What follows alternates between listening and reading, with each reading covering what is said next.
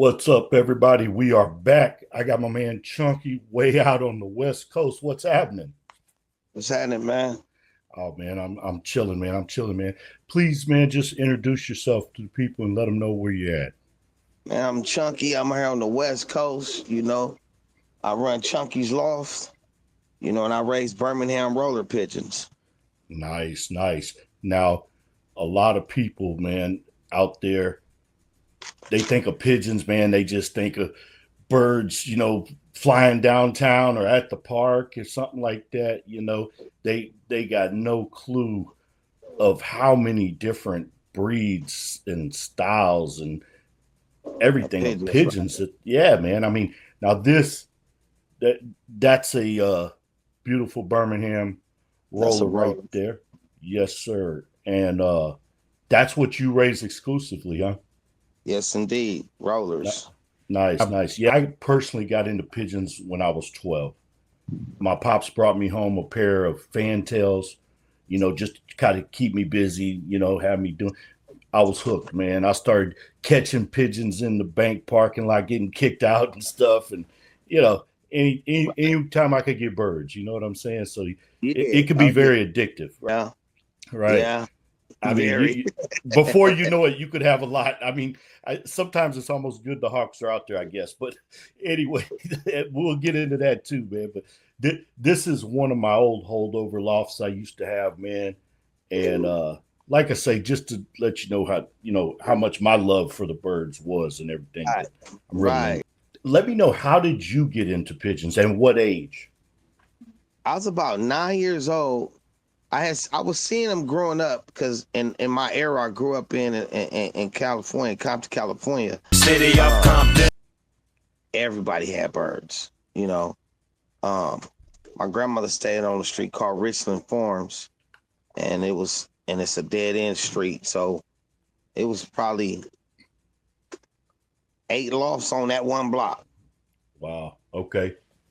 On that one block, it was probably eight guys that had lofts, and then just about every block is 2 to 3 lofts. Everybody got birds, and Right. everybody, Right.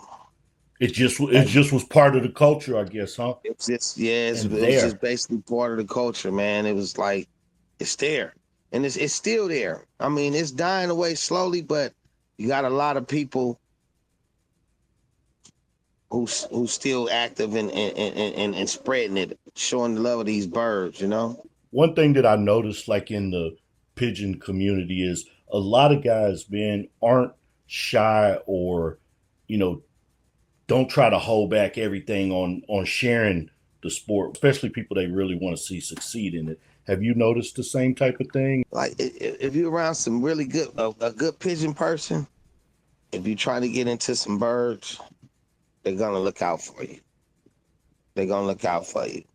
Now, a feather merchant, he gonna try to price. He gonna try to tax you. He's gonna say, "Hey, I got the best birds in the world. This, and that." But you only heard of him on YouTube, and nobody else Right, right. Yeah, and, and then you end up talking to one of the top flyers in the world. You be like, "Oh man, you the number one flyer? Yeah." So this guy, and he ain't never heard of him, but he's trying to sell you some birds for this much. You be like, "Man, right. Definitely, no." definitely. Like, I think that's in every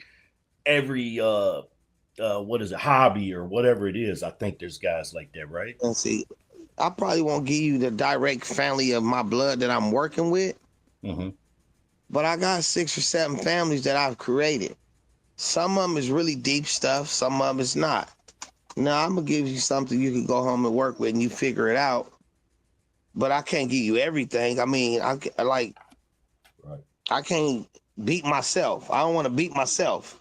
Right. It's because at the end of the day, it's a competition, right? Right. Especially like in the NBRC, they had a 20 bird fly and 11 bird fly. Okay. But then in the streets of Southern California, they have flies a little bit bigger than outside. I'm talking about you got the Royal Rumbles and you got some flies that, hey, every year dudes is putting their best birds down trying to get some birds in the air and win that title. You know, Yeah. Okay, man. that's I think this is a good point to talk about this. For one, all right, man. The In my opinion, what I see as far as rollers, and it's just what I see, seems like the West Coast, California, has the most serious roller men that throughout that I've seen. You know what I mean? The more competitions, more guys really into it, and to the point where, okay, say training day, for instance. I'm just gonna pull up this clip, man. Set up there. We're flipping pigeons. I want to let everybody know I'm here.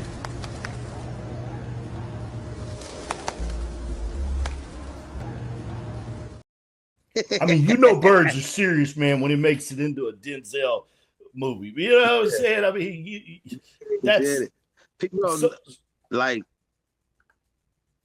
I don't know why it's really big in Southern California like that. But a lot of places I visited, a lot of the guys with the birds kind of take the fun out of it. Like okay. they it's not a rich man sport. It's not a rich man sport. You could go through California right now to a pet shop in Compton and buy a kid of birds at Boone's Pet Shop and buy a kid of squeakers somebody just bred and took up there for sale. Okay. Or buy a kid somebody didn't want no more and sell it. I know a guy right now who flew in the World Cup. The kid that he flew in the World Cup, he'll sell it right now for $200. Wow. I'm just saying, like, yeah, dudes. I mean, that's dudes incredible. And then you got other guys who want to get into the sport, and they'll meet a person like that who will be like, well, you know, this flew in there, and I'm this person, and you know, like, come on, man, this is not a rich man sport. Knock it off. These birds gonna do what they want to do when they go in that air. Yes. We have no control of what some birds do when we open that door. We could let them out right now, and they could do everything that we expect them to do. Like, oh my God, acting up. And I could have a yard with 50 people in here, and they might just want to circle, do a couple of breaks, and just fly. Like, hey, we ain't with it today. We ain't rolling today, man. We ate too much of this. Yeah, Right. you got guys. Yeah, the birds, they're gonna do what they want to do when they come out that cage. That's know? it, man. Well, tell me this, man. Give us a little breakdown of the competition aspect of roller pigeons and kind of explain what a roller pigeon does. I haven't even said that. Tell me. Okay, so in the NBRC, the National Birmingham Roller Club fly, would it be more familiar or for people who want to get into the birds? That's not in California. The NBRC now, we have a 20 bird fly and we have an 11 bird fall fly. We got the 20 bird national, and then we got the 11 bird fly. And so the 20 bird fly consists of you flying a kit of 20 birds, and the bird's gonna fly for 25 to 30 minutes. And you call your birds in, and you get the time out on your birds. And the method of this is this: you get judged by simultaneously breaks. And when I call it a break, how you get scored, you want 5 or more birds to perform at one time. And when you get 5 or more birds to perform at one time, those are your points. Now, some people, I done seen 17 birds drop at one time. All go. It looks beautiful when it happened. You know what I mean? And Definitely. especially when they could do it for the whole 20, 30 minutes, and you'd be like, wow, that's a nice kid. And today you might let that kid out, and they just might not do it today. Like, man, listen, man, didn't we act up yesterday? we put on a show for you, man. Can we just have a fly day? Put the show out yesterday. So, and so explain to people what the roll is, man. Tell them, what does it look like, man, when you're seeing a bird roll? I mean, a lot of people in their mind still may not even understand that. It depends on some of the birds. A good rolling pigeon, some are gonna roll real tight where it looks like it's throwing like a O with some fingers on it, like almost like you're doing this or something, and spinning real fast. I'm talking about some spinning pigeons. I'm talking about, I seen some not make it out that road too and hit that ground. Deep rollers hitting the ground, huh? Yeah, I done seen guys flying a bird and they didn't know it had an egg in it. That's one of the reasons why they separate their head, they boxes from put the Right. hens here and the cocks here when they flying them because your cock's gonna press your hens. And so I done seen you flying your bird and then she egg bound and she flying a bird. She about to lay an egg and she hit that ground and her egg sac pop inside out. Right. And all And she didn't good even, now just to man. fly now. Or, a Right. really bad spinner. And here where I'm at now, right now in the northwest of the West Coast, we got some of the main top flyers in the world is here. We got like who's number one in the rankings. Like a lot of people don't know. They think, oh, the birds, California thing, actually the competition thing came from the West, from Washington State. They was calling it like the Northwest Classic or Northwest National. I don't know the exact name, but I could find out. But they the one who brought the competition thing into it. Okay. They breaking the About what kids year do break you it. think that was? Man, it's I'm not really sure. I'm only 48. Gotcha. But It was way they the back, huh? ones they the ones who really brought the competition part in as far as the 20 birds things. Guys in California, they gonna bet money on a single bird. I bet you this bird right here go do this. Shoot that bird. Right, right. Yeah, Like, yeah. and so at first, I was just into the regular backyard rolling pigeons, doing my thing. And then I met a guy named Joe Gosler, and he wanted me to get into competition with him.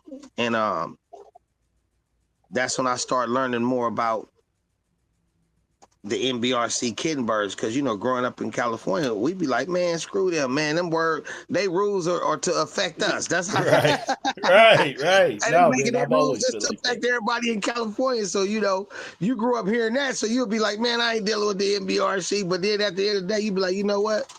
NBRC is all right, man. I've been a member for quite some time now. You know what I mean? I just renewed my membership. That's great, man. That's And awesome. you meet everywhere when I'm on vacation, I can pull out my pigeon directory from the NBRC, any state, anywhere I go, and see who in the area, Oh, man. and let them know, say, hey man, I'm out here, whoop whoop, and I was hoping you was fly some birds for me. Oh, man. A good guy, he gonna look in the what's your name, and make sure you a member. Oh yeah, he a member. Oh yeah, come on over. See, that's what I'm talking about, man, as far as the Come on over. community and that. That's cool, man. That's really Alabama, cool. I done been to guys' house all in Alabama, Atlanta, North Carolina, South Carolina, and people like, man, where you going in them little hick town? I'm like, listen. They say, you gonna go, you trust them? Man, listen, they got the same interests as I got, pigeons. You never catch nobody going to jail for killing you over some pigeons. Like, Yeah. now I done seen some people get hurt for stealing some pigeons. Get into it like that, right? But Right. I haven't met too many people that raise pigeons that were serial killers. No, no, me, yeah. Yeah, you're pretty safe with that, right? No, You're man. pretty safe with some pigeon guy. Hey, man. People, you're right, man. People love their birds. They're serious about them. Yes, they love that And bird. Yeah. I think a lot of people just don't even get it, man. Let me pull up this one clip right here, man. I think I got the right one right here. Yard recall.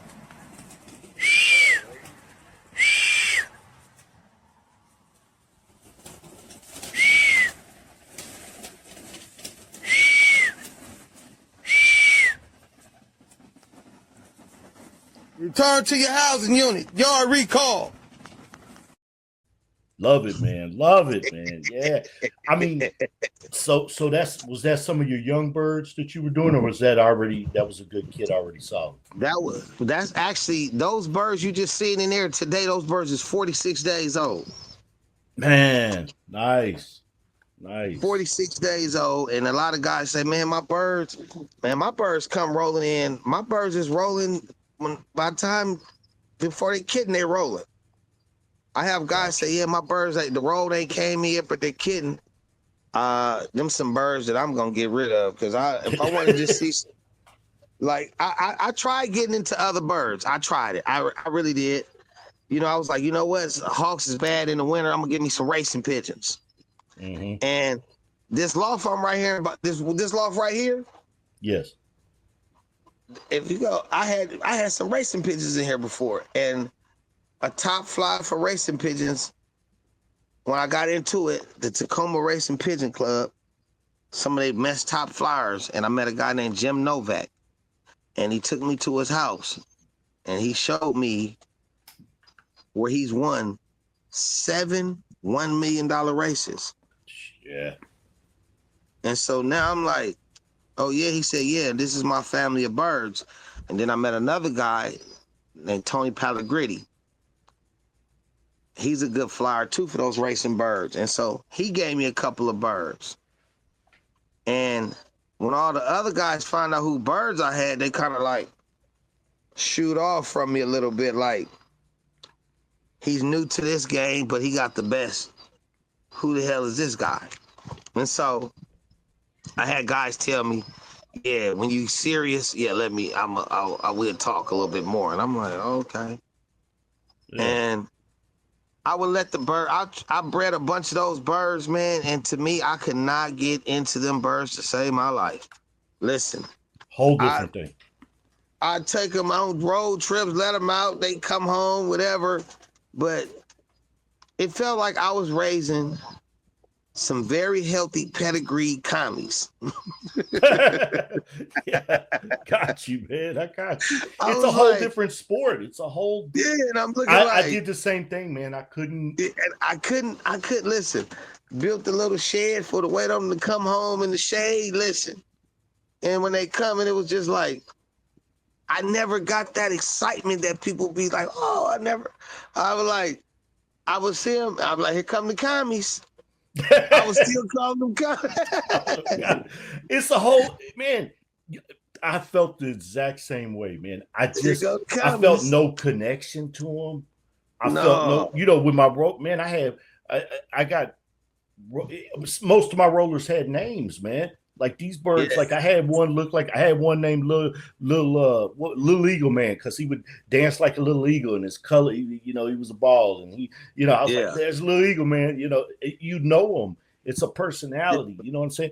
Though I had zero connection to racing pigeons, but let me tell you, tons of money. I'm gonna pull up a picture here, man. This guy, famous mobster, man. That's Sonny Black Napolitano. He's one of the guys that was featured in the movie Donnie Brasco, and that was an FBI surveillance photo. And the way the way the FBI knew he was gone is once his pigeons were gone, they knew he had got whacked. You know what I'm saying? So it's there was a lot of money in it, man. Them dudes are betting big time. Like you say, there's $1 million prize. So, yeah, they host a race out here. A roller guy, Rick Me. I've heard of him. I have heard of him. Yes, I do. I know who Rick Me is. He's actually from here. He was living in Texas. He moved back here. He hosts a one-loft race out in Eastern Washington, and it's called the $1 Million Apple Cup race. Yeah. And then they got the Hauser Classic, the California Derby. It's so many of these races. Really big in Florida too. Pigeons is big in Florida too for some reason. Okay. Yeah, I don't know anything about the Florida aspect of culture of it. Somebody was showing me they have a pigeon page on Facebook, and every lost pigeon on there, somebody turned in some Florida somewhere. I said, damn, they losing a lot of birds in Florida. Right. Yeah, man. I mean, there's a lot of birds in Florida, yeah. Some of it's the money, some of it's the love of it. People want that bird back or whatever, the bloodline. There was another one with the mob. There was a guy who found a bird, flew into his loft in New York. His name was Ida. Him and his brother, big time mobsters. That him finding that bird, it got lost from England, man, in a racing pigeon. It ended up on a boat. I'm gonna tell you something that'll blow your mind. Queen Elizabeth races pigeons. Yes. Queen Elizabeth's favorite hobbies that will surprise you: pigeon racing. They entered the life of the royal family as early as 1886. In the post-war period, pigeon racing became an object of passion for Elizabeth. She supported their popularity at court and became the patron of several pigeon racing-related communities. Yes, man. Queen Elizabeth, and I blow people mind. They was like, no. I said, man, listen, the Queen of London raises pigeons. I seen her lofts before online, and I said, man, that look like real brick homes. Yeah. And she got she got fully paid loft attendants in there and everything. And I'm like, oh, she's serious about them birds. But then they show her as pictures as a little girl holding pigeons with her father, racing pigeons. So yeah, it's really big. It's really big. It is, man. It crosses across so many different lines of everything from financial to color to culture and everything. Walt Disney, huge pigeon guy. Huge pigeon Like, guy. Back in the day, he used to fly them out of what do y'all have out there? Is it Disney World or Disneyland? Disneyland. Disneyland. They used to fly them. I think they said they flew them every evening. It was part of the deal out there back then. You know, he had a flock of white homers. There was a guy out in Washington State every year. The Seahawks open and come. Remember when they used to, before they game come on, it was short flock of pigeons going in the air and all that? Mm-hmm. They used to give him $25K a year for opening day. Man. And then what stopped it was one day he let the birds out, and they didn't know it was a falcon then nested up into the arena. And when they let the birds out, it was on camera, and they never stopped. That was it. They cut it from there, man. From there, man. And he had been doing that for like 10 plus years. I said, oh my man. That's why. Hey, man, I bet Atlanta fans were pumped, though, right? I mean, on a side note, the Falcons fans were probably like, "There's a sign." No, man, it's no,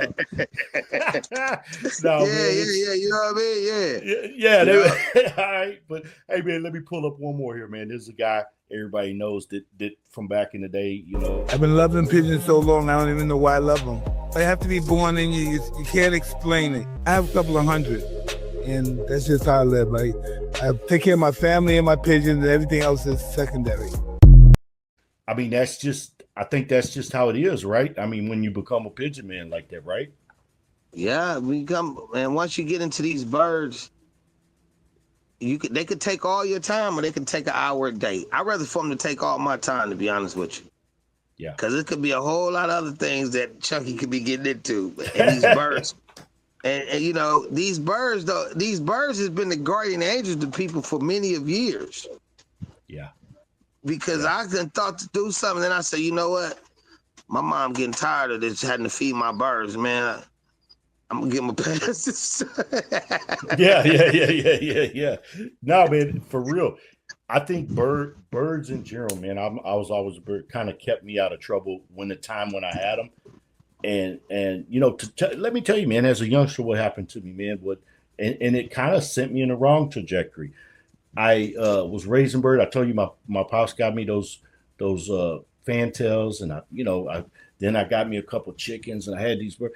Man, do you know somebody called the city, man? They came out, took my birds, man, and that literally sent me to where every day I didn't have a whole hours to take care of these birds, pigeons, man. I swear to you, man, I was literally the next thing was being on the street, you know, shooting ball every day, hanging out with dudes that, you know, I end up not doing good stuff. You know what I'm saying? Because of that. So I think it saves a lot. I really do, man. I think it does, man. It does. Yeah, man. Tell me. I mean, like as far as, you know, taking care of, man. What's a daily, you know, ritual of taking care of your birds, man? Making sure they got fresh water every day. You know, you pay attention to your birds. You can look at a bird and tell when it's being itself, you know. So, you know, I give my birds stress out. Caged birds can stress. So you want to give your birds, make sure your birds ain't stressed, you know. So, you know, scrape your loft, make sure areas where poop piles up at, make sure you scrape that every day, you know. Me personally, I use sand on the floor of my loft. So when it dries it up real fast and turns into little rocky. And the sand lasts a long time. It lasts longer than most. I've used pellets, and then when the pellets is about, you think they're done, you scoop it, you got unused pellets, so that was wasted money. Right. You know, so I'm like, yeah, I ain't gonna use those pellets no more. So I like using play sand from Home Depot. To be Yes. honest Yeah, with you, that's a good one. Yeah. it Yeah. So it does moisture is well the for enemy of me. the loft, man, for sure. Yes, Um, it. Yeah, as far that's as the like, enemy. do you use a commercial feed? You know, like, do you make your own custom mix when you're feeding your birds? I know it's different for competition as opposed to daily and breeding. Even. My breeders, they get 17% no corn in this time of the year. Summertime and spring and all that, they get no corn because in these types of years, they tend to leave the corn inside. So they get 17% no corn right now. When winter come, I give them I break them down to like 15.5 with corn. And then when breeding season start coming, I give them that 17. Now my flyers, kit birds, I start them off on Milo. I use Milo and when they're flying, but when I first start training, getting them in and out, I use parakeet seeds because they're sweet. Okay. You know the little white seeds. Yeah. Yeah. I use parakeet seeds with a little bit of safflower, and I mix a little bit of Milo seeds with it, and that's really sweet, and it gives birds a lot of energy. So when I let the birds out, I make sure they really hungry. I get to grab the biggest one and make sure its crop is empty before I open Hmm. that door. And you want to become that bird's parents. I whistle that bird, they come. My breeders are the same way. People say, man, your breeders act like they young birds. I said, because you got every breeder in this loft got my name on his leg. So Right. you know, they're tame, pretty tame. Yeah. Yeah. They used to be coming in and out. So, you know, but Okay? So you said the name on the leg. Let me show because a lot of people won't understand that. This is one of my old rollers. I'm just gonna pull up the picture. If you notice the little band, anybody that may be looking is on his leg. So you ban your bird when they're very young, man. Uh, how what age do you ban your birds? You know, like and that band stays on them their whole life. about 2 weeks, sometimes 3 weeks. It depends on how the parents is feeding them up. See, I Right. breed my birds. Like I said, I have a few different birds that I'm working with. So I'm gonna show you right here. Okay. Some birds that get this green dated band with the year on it, 2025, and a serial number for me to Hmm. mark in my log book. A certain family will get this blue one, you know, and so on. And I got different colors. I got the lime green and pink and red, brown. Certain birds get those color rings. And these Hmm. is birds. That's when I know when I go to the loft, I can look and say, okay, all those is related. Them is all related. Then some, they all gonna get a number band, but it should be a different color band. But they all have my loft bands. This year, I got two color loft bands. I started off with this gold one this year. It's got the pigeon on there.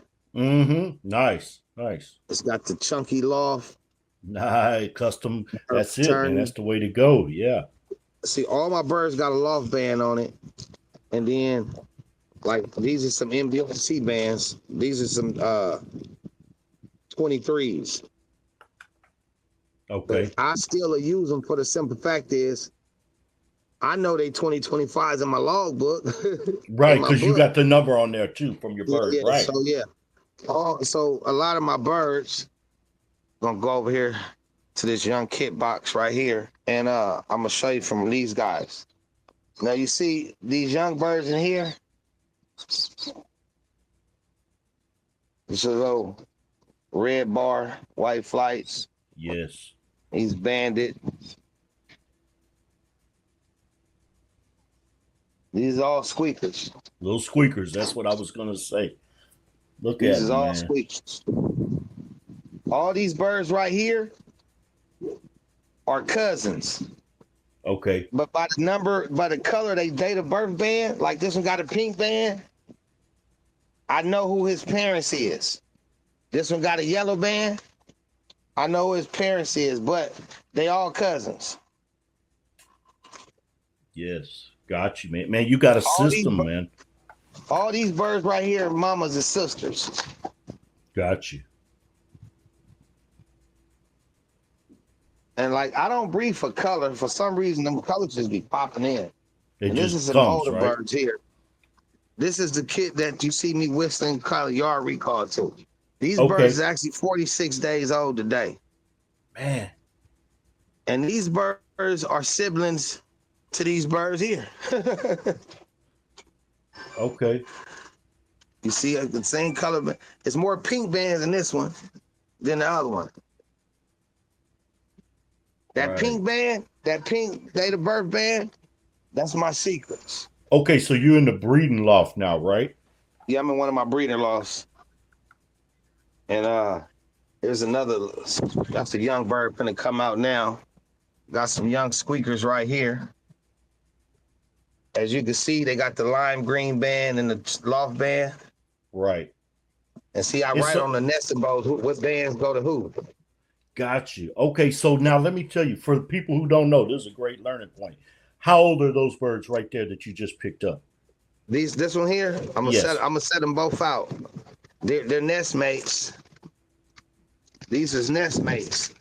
Okay. And these birds right here is probably about 14 to 16 days old. So 2 weeks you got, because see, most people always say, why do you never see a baby pigeon? You never see baby pigeons. They don't leave the nest until they're ready to fly off. Right. And so that's why you never see baby pigeons. Look at the size of those in 2 weeks, man. It's See, there goes amazing. some more right here. Uh-huh. Very nice, man. That's paired. Then I got some up here. Yeah. Now, how old do you think those are? Maybe 3 weeks or about the same? Right here is a little bit older. These right here is probably about 20 days old. Okay, 20 days. Okay. See him? Nice. Yeah, he's getting close to it. Is he leaving the nest yet? Yeah, he's leaving the nest. Cause see, this Gotcha. bird here is gonna come out the nest right now. He's flying around. So I'll be pulling him out. He'll be coming in one of them kit boxes today. To start training. Got you. So Right. so what age do you think you start putting them in a kit box to train? When they could eat on their own. When I see them flying around the cage and so like this, Mm-hmm. okay, he ready to go now. Yeah, See he that can do ready it. to go? Look at Got him. you. Oh, wow. Beautiful. It's a cock bird.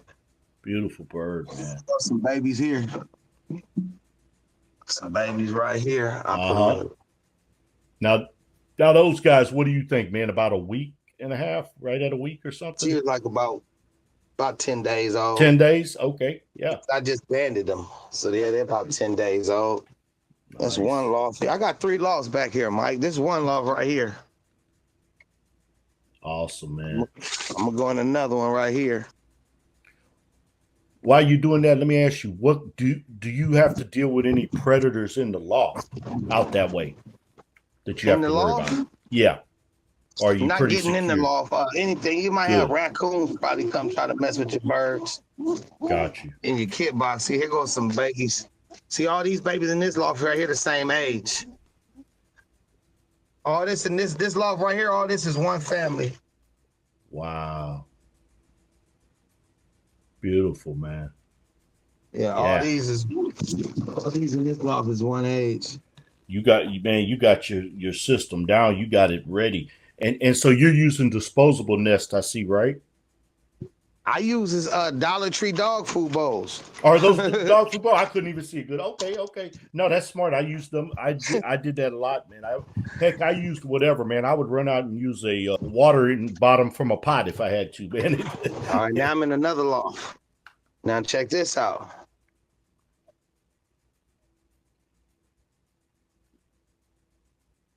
Oh yeah. It's a set of babies.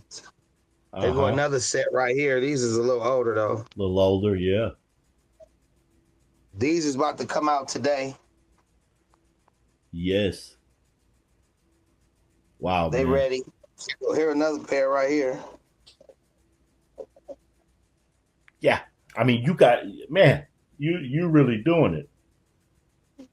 You're really doing it, man. That's how you. Here go a little single.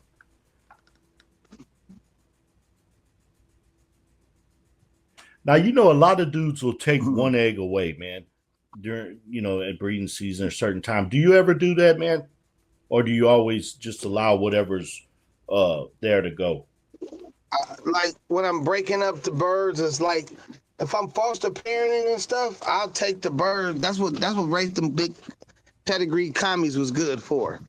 They was Okay, good for okay. foster parenting. Got you. Got you, You man. can put Yeah. 3 rollers under one of them. Right, right. Yeah. You can No, put that's 3 rollers smart. under one of them birds. Right. Yeah, but And they're gonna then eat right here I two got some pounds of feed individuals. apiece. Here we go. I got a couple of individuals. Here's an individual star right here. Okay. Yeah. So here's some more babies. Some grizzles. Yeah, I There's love gonna some be some grizzlies, grizzles man. right here.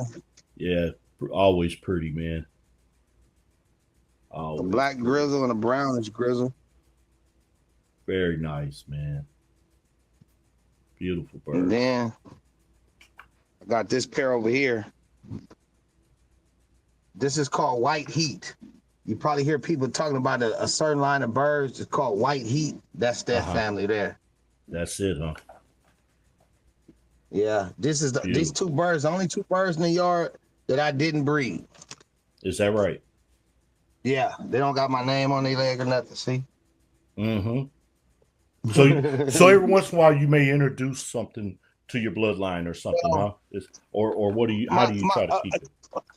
one of my childhood partners I grew up with in California, and he said, "Man, I want you to breed some of these birds, man. Look how they roll, man. I want you to check them out."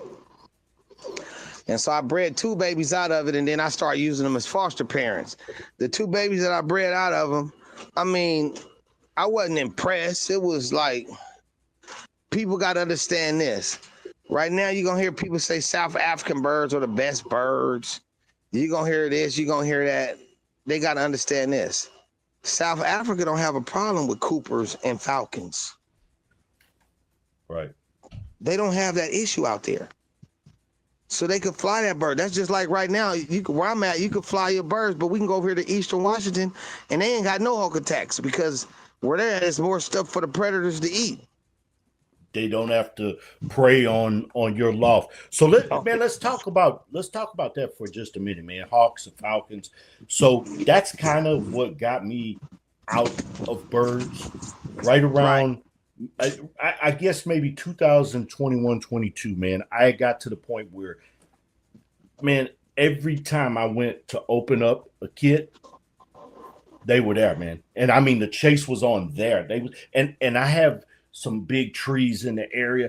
I finally realized what was it, man. They were nesting across the street, man. Then they were nesting over here. You know what I mean? I was getting hit from every angle, right? So it just became not even viable, man. And I'm not going to keep I just couldn't keep my birds locked up like that and never fly. And it became where it wasn't seasonal anymore.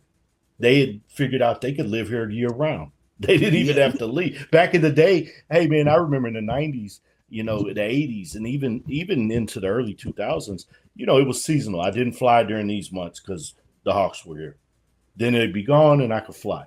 Now, man, they just stay. There's no because they got that. See, the Cooper hawk and the falcon, those is migratory birds. They not even from here. And they put a treaty. They got a treaty with the U.S. because the falcon is like the seal bird of Panama or something like that. Okay. And so that's they seal. And so they had years ago we used to use this certain type of pesticide out in our fields to protect stuff from our strawberries and pesticide. And whatever that was in that pesticide, it attracted those falcons and it was killing them. Mm. It was knocking their asses off left and right. Right. And so they asked America to put a safety seal on their bird for them, on that bird. And America did. One of the biggest things they could have done because they thinking, oh, it's just going to mess with the pigeons. Nah, man, I seen that bird take somebody's small dog before.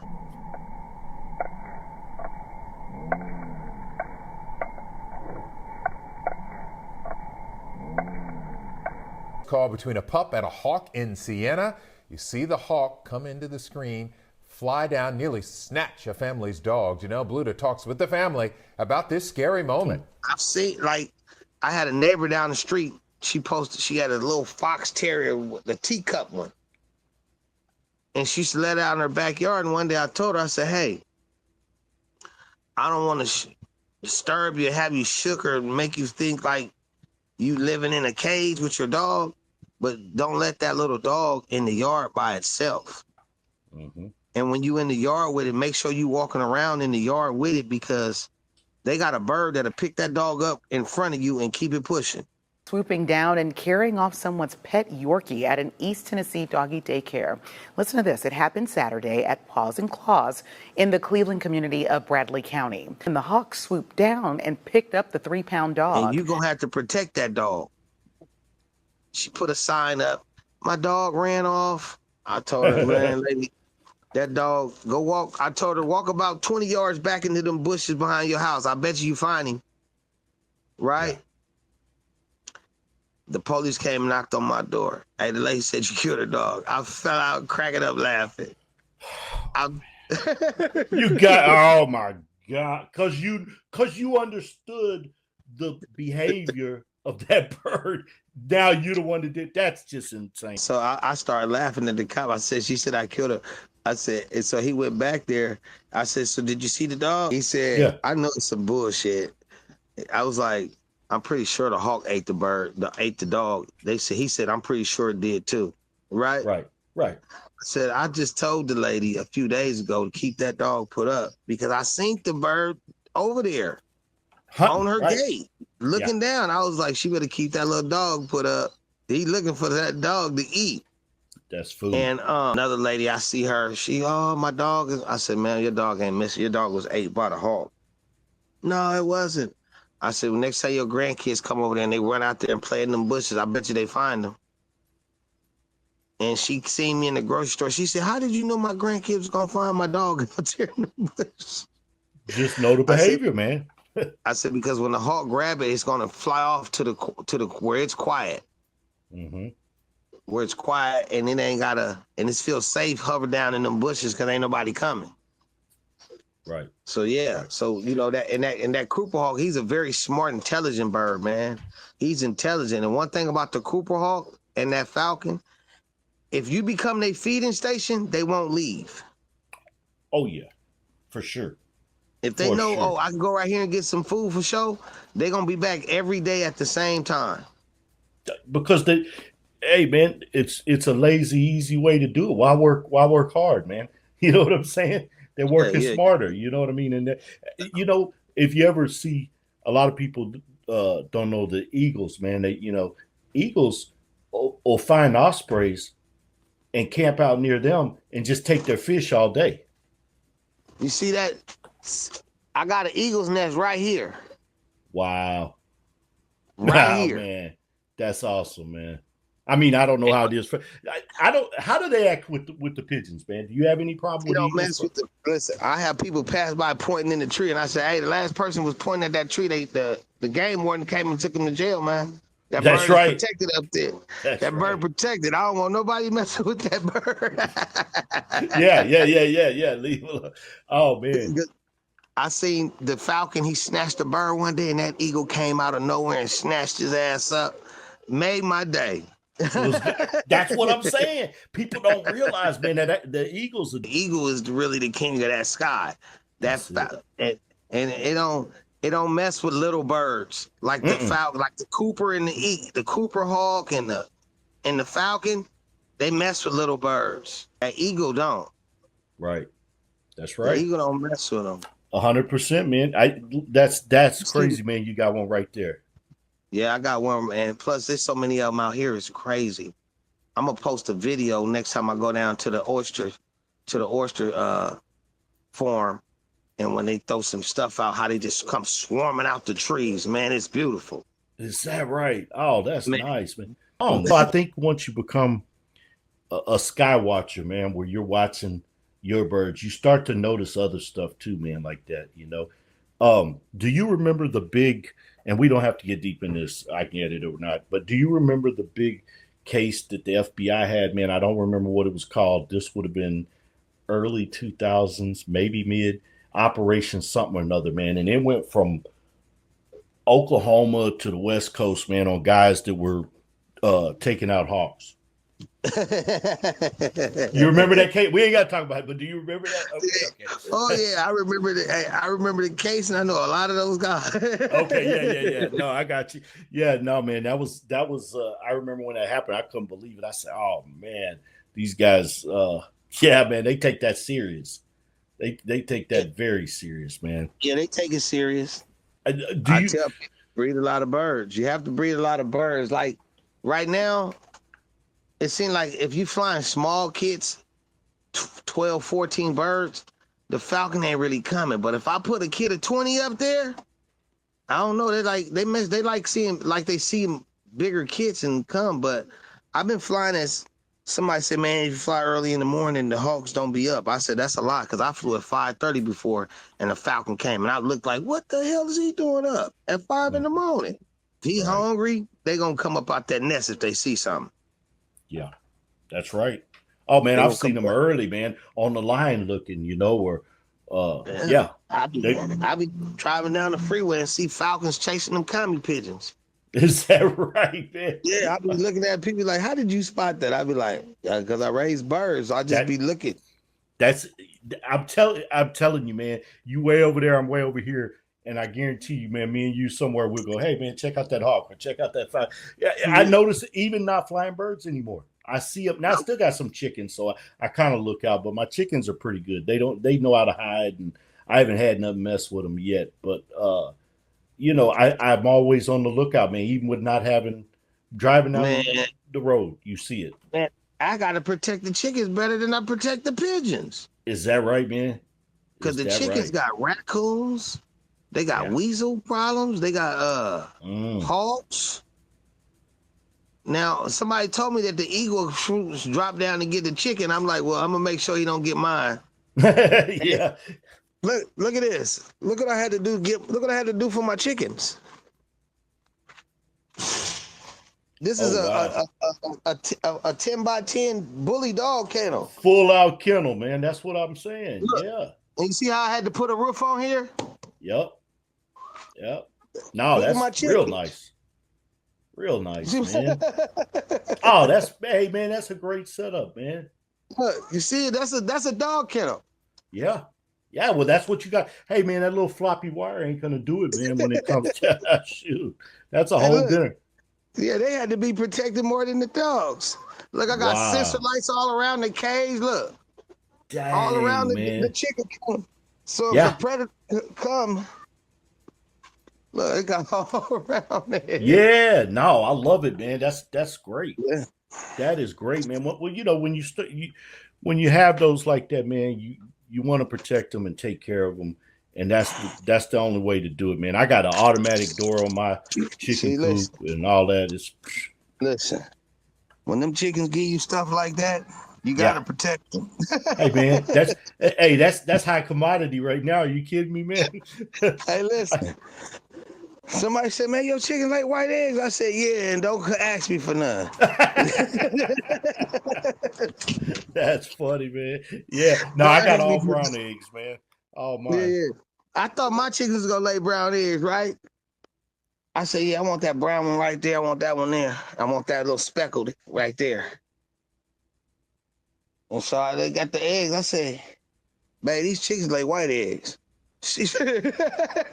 Wow. Yeah, man. The last one I had that laid white eggs were may have been white leghorns that I was raising one time, man. Had some. They had white eggs. Everything I've had have been brown or brown speckled. I had some Easter eggers, but yeah. My buddy, he got some Easter eggers. He got a bunch of chickens, but he got so many chickens. I went over there and said, man, I need a couple of chickens to pick the feed up around the yard. And then my old lady seen them white eggs, say, man, you gonna keep those chickens covered up from them hawks. Right, yeah. Find a good egg, say, no, man, these guys ain't cleanup crew. These are part of the crew now. Shoot. Hey, she said they are contributing. Hey, they putting food in the refrigerator. You gonna protect those birds. I'm telling you, man, these guys are bringing in Yeah. Hey, they're bringing to the household, man. Shoot. Hey, So I man, let had me to pull this one up real fast, man. Here's a good one, real fast. This is your little training with your youngsters, man. day one. We're gonna remove the training cage, open the trap, and open the door, and let the young ones fly in and out the coop. The training cage has been removed.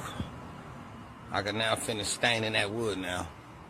But look, this right here is what I start training with. This is candy to a bird, a chicken, any type of bird. This is candy. Okay, the door is open.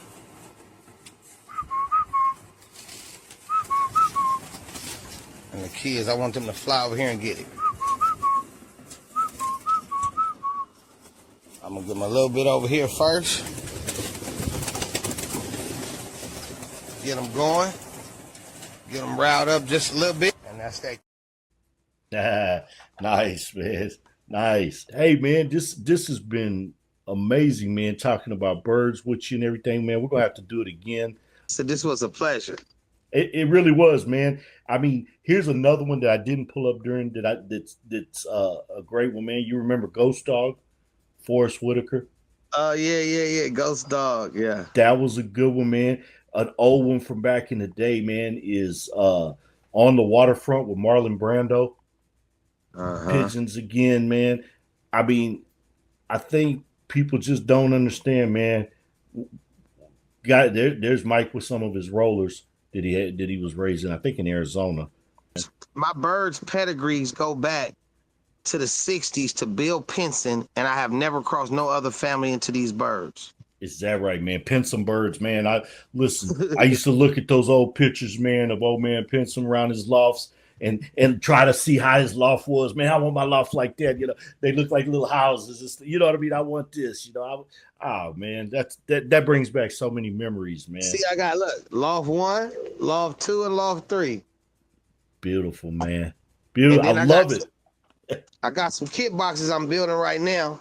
I got one almost done. I got to put it on a stand now and some drawers.